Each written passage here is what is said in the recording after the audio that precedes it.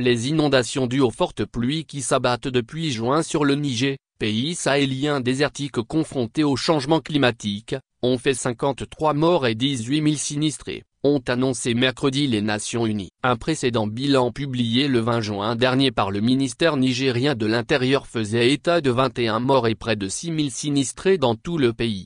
Au 15 juillet 2024, le bilan des inondations est de 53 pertes en vie humaine et 2501 ménages totalisant 18 098 personnes affectées, précise un rapport du Bureau des Affaires Humanitaires de l'ONU, OCHA.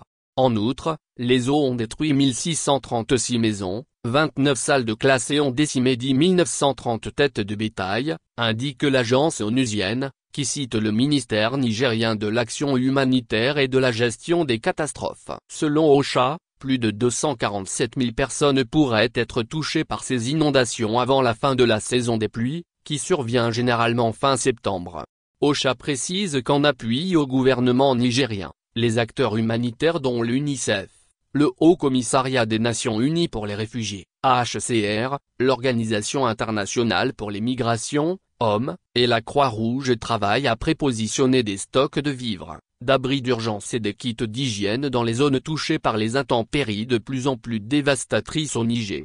Exacerbées par les changements climatiques globaux, les inondations constituent une menace récurrente au Niger, affirme l'agence onusienne.